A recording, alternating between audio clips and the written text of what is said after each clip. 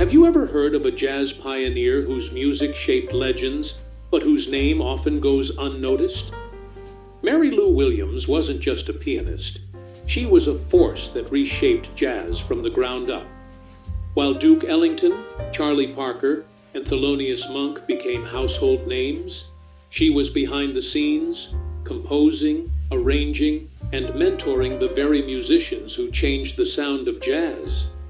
So why isn't she as celebrated as they are? Stick around, because her story is one that deserves to be heard.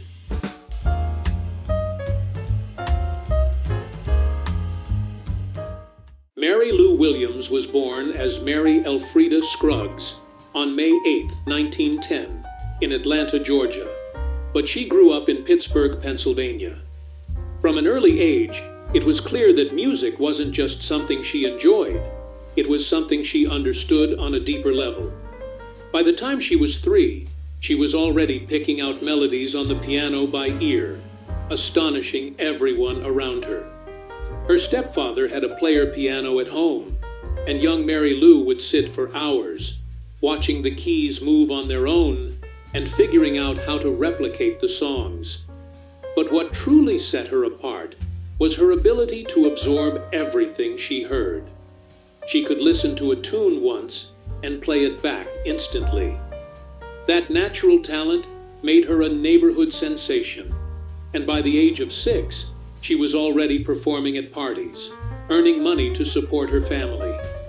One story that often gets overlooked is how she earned the nickname the Little Piano Girl of East Liberty. Her neighbors in Pittsburgh would invite her to play in exchange for food because they were so amazed by her gift. It wasn't long before professional musicians started noticing her, including a young Earl Hines, who would later become a jazz legend himself. Her biggest inspiration came from the music around her. Growing up in a working-class neighborhood filled with street musicians and house parties, she was constantly surrounded by the sounds of blues, ragtime, and early jazz. Instead of just listening, she absorbed it all, developing a style that blended these influences seamlessly. Her ability to adapt and innovate would later make her one of the most respected figures in jazz. Even as a child, music wasn't just something Mary Lou Williams did. It was something she lived. And that passion would soon take her far beyond the streets of Pittsburgh. Mary Lou Williams's career took off when she was just a teenager, but the defining moment came in the late 1920s when she stepped in for a missing pianist in Andy Kirk's band, The Clouds of Joy. What was supposed to be a temporary gig turned into something much bigger. Her playing was so impressive that Kirk made her a permanent member. This wasn't just a job, it was her entrance into the professional jazz scene, and soon she became the band's main arranger and composer. Andy Kirk gave her a platform, but it was musicians like Earl Hines and Duke Ellington who recognized her brilliance early on. She wasn't just another pianist, she had a deep understanding of composition and arrangement, which set her apart. While many jazz musicians of the time were improvising on the spot, she was crafting intricate harmonies and pushing the boundaries of big band music. Breaking barriers was part of her story from the start. In an era where women in jazz were mostly seen as vocalists, she was leading the charge as a composer and arranger, shaping the sound of an entire band. Many male musicians were hesitant to acknowledge her talent at first, but her work spoke for itself. When you have Count Basie and Thelonious Monk coming to you for advice, it's clear that respect eventually follows. One of her early performances that left audiences stunned was her 1930 recording of Froggy Bottom with Andy Kirk's band. Her intricate piano runs and unique swing feel were unlike anything most people had heard before. But it was Roll 'Em, a piece she wrote for Benny Goodman's orchestra, that solidified her as a powerhouse in jazz. That recording wasn't just another song, it was proof that she was shaping the future of the genre. Mary Lou Williams didn't just step into the jazz world, she forced it to make room for her. And once she was in, she never stopped pushing the music forward. In her final years, Mary Lou Williams remained as dedicated to music as ever, but her focus had shifted. She spent much of her time mentoring young musicians, composing, and even teaching at Duke University. Unlike many artists whose careers fade with time, she stayed deeply involved in jazz, constantly evolving and challenging the next generation to do the same. However, she also faced personal and health struggles. She had battled periods of exhaustion and illness before, but in the early 1980s, she was diagnosed with bladder cancer. Even as her health declined, she refused to slow down.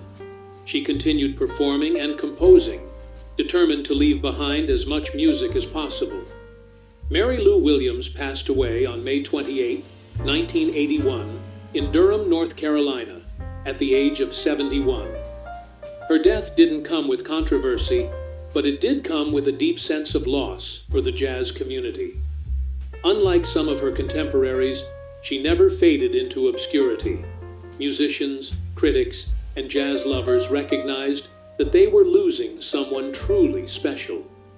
Tributes poured in, and many of the artists she had mentored, including Dizzy Gillespie, spoke openly about how much she had shaped their music and their careers. Her passing left a noticeable absence in jazz, but it also reignited discussions about her contributions. More people started revisiting her work, analyzing how much she had shaped everything from swing to bebop. Institutions and musicians began pushing for greater recognition of her influence, ensuring that her music and contributions would continue to inspire future generations. Mary Lou Williams's music carried an emotional depth that set her apart. Her ability to shift seamlessly between different styles, from swing to bebop to gospel-infused jazz, made her music resonate across generations. While some artists were known for sticking to one sound, she embraced change, shaping the evolution of jazz rather than just following it. Her influence wasn't just felt in the notes she played, but in the musicians she mentored. Thelonious Monk, Bud Powell, and even Charlie Parker looked up to her, not just as a pianist, but as a guiding force in jazz. One of the most striking stories of her influence comes from Dizzy Gillespie. He often credited her as one of the few people who truly understood where bebop was headed before it even had a name. She took the time to teach and guide musicians who would later define the genre, proving that her impact reached far beyond her own recordings. Even after her time, her music continued to inspire new artists. In the 21st century, jazz musicians still study her arrangements and compositions, recognizing the depth and complexity she brought to the art form. Her work wasn't just a product of its time. It continues to push boundaries and influence artists who are finding new ways to express themselves through jazz. Mary Lou Williams wasn't just ahead of her time, she was timeless. Her music didn't follow trends, it created them. She shaped the sounds of swing, bebop, and beyond. Yet her name is often left out of the conversations where it belongs. That raises an important question. How many other artists have shaped history without receiving the recognition they deserve?